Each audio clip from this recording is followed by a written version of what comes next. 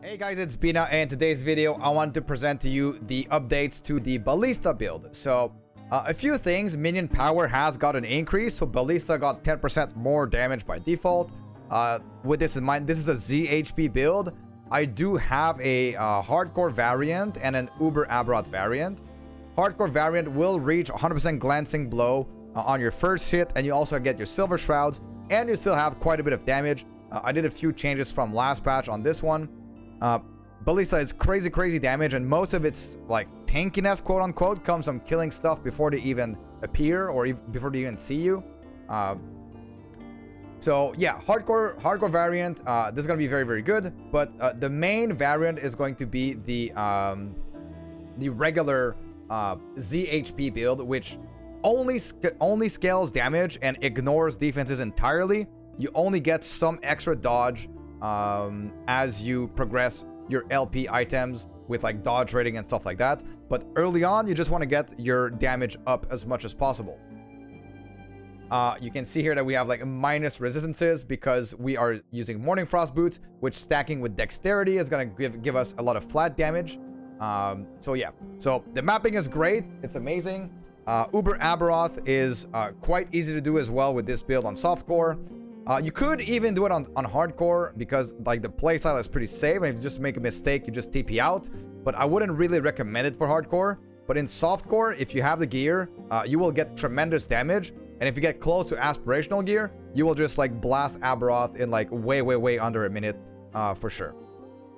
So what has changed on this build with this patch? So we get Primordial Unique Reliquary Nest. So +4 to Ballista on this one, and this one gives stats to your non-unique idols have 60% increased effect. And because we have such crazy idols with 25 crit multi for you and your minion, your minions get your Ballista get your own crit multi, so they get 50% crit multi, plus you can enchant it with another 13% crit multi, and that is increased by the 60% increased effect.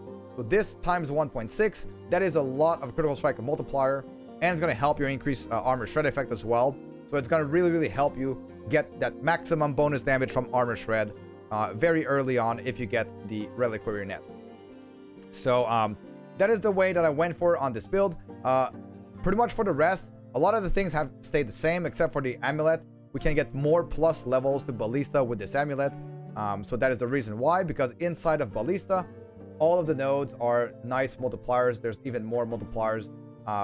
There's more multipliers node than we can have plus skill levels. So the more plus skills, the better it is.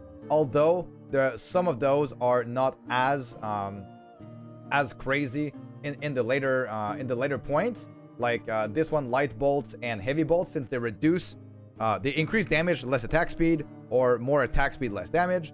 So it's not as crazy, but they are still very, very good, and we can utilize this tree very efficiently. So I will refer to you to my previous video if you haven't seen what Ballista can do, or like if you want to go more in depth into the guide. But for the rest, everything has pretty much stayed the same, except for all of these new items that boost our Ballista's damage quite significantly. And yeah, the Reliquary Nest Primordial Unique. So that is pretty much it for this build update. I did update the hardcore variant like I said before, and I now have an Uber variant as well. So the Uber variant, it's worth it to talk about. I'm using Dark Quiver. You can cheese some damage with Dark Quiver if you don't want to use Decoy, because this Decoy doesn't do anything on the versus Uber Aberoth, but it's very good in mapping to distract your enemies, since you are a ZHP build especially. You have so much damage already, but on bosses, Dark Quiver can be an option, since when you pick them up, it gives your Ballista both physical damage, attack speed, and some nice buff. So you just get some nodes to spawn Dark Quivers as much as possible. It will drop these little bows, these little arrows on the ground that you pick up, but you have no way of spending them. So it's actually not that great for boosting Ballista, since you would have to have an active playstyle of like shooting like you know, doing a puncture, doing a bow attack to spend those Dark Quivers. But just cheesing them by spawning them first, spawning your Ballista, and then moving with Aerial Assault to go and pick some up, and then move around to pick them up. That's going to be a huge boost to Ballista against Uber Aberoth. So that pretty much covers the update to Ballista. I just died on my Lightning Blast character. I think I'm going to rebuild my hardcore Ballista character, because yeah, I just enjoy the playstyle a lot. So that covers it, guys. I hope you enjoyed this video, and I'll see you guys all in the next.